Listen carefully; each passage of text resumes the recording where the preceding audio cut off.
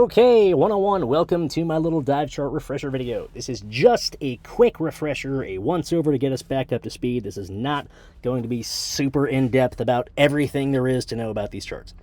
So, first off, we're going to write down all the header information, date, personnel, instructors, where we're at, all that up here. We know how to do this. We're going to write down which diver we're going to be doing. So this is going to be diver 5 over on rack 2. And of course, we're going to write down sections for our bailout pressure readings and our depth readings. Please remember, this is Lake Union, which is a freshwater lake, so we are going to be writing down feet of fresh water, not feet of salt water. Once all that is done, we are just going to wait for that diver to get started on their bailout drill. Once they do, we can start writing things in. So first thing we're going to do is write down their bailout PSIG. Diver 1 breathing on bailout. PSIG is 3000. Restore main air. Main air restored. Ventilate. Verify. So we're going to write it down both in the header section and down here in the PSIG column. The reason we want to do that here at DIT is because a lot of instructors will actually take off points based on how many times you do or don't take those measurements for their depth and their bailout readings. There needs to be one about every 10 minutes. So if you have like a 45-minute bottom time and you have 2 measurements over here, there are instructors who will take points off for that. Fun fact. So once that bailout drill is done, we come down to the remarks, and personally, I like to write in that their bailout drill is complete. The reason for that is because if the lead tender or dive supervisor or instructor walks by and just wants to look at the chart, they can see exactly what has been done and where we're at in the process. So bailout drill is done. Next up, we're going to get a soup check. Once that soup check is done for both the diver and their standby, we're going to initial those columns for diver 1 and standby diver. If this chart is for the standby diver, then we don't need to fill in this column. We just do the one for diver 1. Alrighty, so they've filled, we filled it in, and we're just waiting for them to get in the water. They splash in and do their in-water hat check and call out, diver 1, in-water hat check complete. Boom, in-water hat check complete. Write that in as well. Now we are just waiting for them to go ahead and leave surface. Remember, the call out is left surface, not leaving surface. So we hear diver 1, left surface. Boom, smash that timer and immediately look at the clock. It says, right now it is 13:10. Remember, this is super important. This is the only time you will look at the clock throughout the entire dive is when they leave surface. Everything after this is going to be based on what the stopwatch says and then adding that time over here and doing a little math. We do not look at the clock ever again until the next time someone leaves surface, right? So they're descending, and then they call out, diver 1 reached bottom. We can just look over and see, okay, it said 30 seconds. So we're going to write in 30 seconds, and we round that up to the nearest minute to get our reached bottom time. So 13:10 plus 1 minute is going to be 13:11. We are going to cross that out because we are not going to use that number for anything.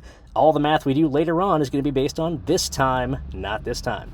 Now, notice I did not turn off the timer. It's because we don't. We leave it running. Your total bottom time is going to be from left surface to left bottom. We do not stop it at reach bottom. So they hit the bottom, and we did not have any issues on their descent. There were no issues clearing. They didn't hit any underwater hazards. We're going to write down none. And then at this point, we can also go ahead and take their first pneumo reading. All right, diver 1, we're going to shoot your pneumo. Stand by. All right, diver 1 standing by. Shoot the pneumo, and it says 18 feet. Boom. Now, everything's good to go. They can go ahead and get started on their work they're going to be doing. And we want to write down everything they are doing down there. So let's say today they're doing some Barocco burning operations, and then they move on to some underwater welding operations, and they cap things off by being standby diver for 2 divers, let's say. All right, so everything they do down there, you want to make a note of in the remarks section. Now, let's say it's the end of the dive, they've been down there for a while. We've taken a couple of PSIG readings. We can confirm, their tank wasn't leaking at all throughout the dive. So we got one at 10 feet and one at, let's say, 30 feet. And so finally, they come back to their staging area and they say, all right, I'm ready to go ahead and, shoot my pneumo. So we say, all right, diver 1, top side, hold your pneumo to your chest, or hold your pneumo center mass, whatever you want to say it. And we get their stage depth, and it says 20 feet. As soon as we get that, we can fill in this section as well. Time to first stop planned. Remember, this is just going to be 2 times their stage depth. So 20 times 2 is 40. So their planned time to first stop should be 40 seconds. And now, once they call out left bottom, don't stop the timer. This is my little trick that helps me, especially when you're doing multiple divers kind of working at the same time. Just, no, not that. Come up here and just start writing in your blank areas just some notes. So let's say they call out left bottom, and we see, okay, hey, that happened at 3 minutes and 6 seconds, right? That's when they left bottom. So now they're ascending. We have some time. We can go ahead and start filling in some of this. Diver's coming up. 3 minutes and 6 seconds is going to round up to 4 minutes of total bottom time, which means we can add that 4 minutes over here to their left surface time. So that's going to mean that they were left bottom at 13:14, because 13:10 plus their bottom time equals 13:14. And while they're doing that, we can also go ahead and write in their max depth, their deepest depth plus their pneumocorrection factor. So 30 plus 1 equals 31 feet. And if they're still going to be coming up for a while, we can actually go ahead and do their table schedule as well. So we know that at 31 feet, that's going to round up to the next multiple of 5. So their table schedule is going to be 35/something. Let's find out what. 35. And we know that they had, 4 minutes of bottom time, so that's going to be in the 14-minute column, which is repet group A. So that's going to be a 35/14, where did I go? 35/14 USN no D dive. The repet group is going to be alpha. And finally, they call out, diver 1, reach surface. Boom, we stop the timer. Now we can come over here, and we know that this was their ascent time, right? So 3 minutes and 6 seconds is when they started. 4 minutes and 31 seconds is when they stopped. So that's going to be a total of 1 minute and 25 seconds. You do that math however you need to. So 1 minute and 25 seconds, time to first stop actual. So 1 minute, 25 seconds. Now this time minus this time is going to give you your delay to first stop.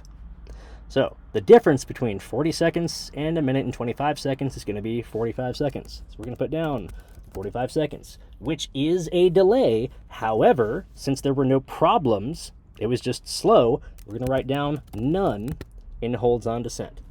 And now that they're back on surface and we didn't have any issues, they didn't have to do any chamber or oxygen treatments, we can write in air for the bottom mix. And because this did indeed end up being a no decompression dive, we can go ahead and circle that this was a no D dive. Cool. So they're back on surface. We can go ahead and start doing some math over here as well. So because it took them 1 minute and 25 seconds to get to surface, that's going to be 2 minutes rounded up over here. We always round up to the minute over here. Now, the last time up here, 13:14, plus 2 minutes is going to be 13:16. And finally, we can come over here. Our total decompression time is going to be this column all added up. This is why I don't like writing the times up here, just down here. 2 minutes, which means 2 minutes down here. Total time of dive is going to be your decompression time plus your bottom time. So 4 minutes plus 2 minutes equals 6 minutes.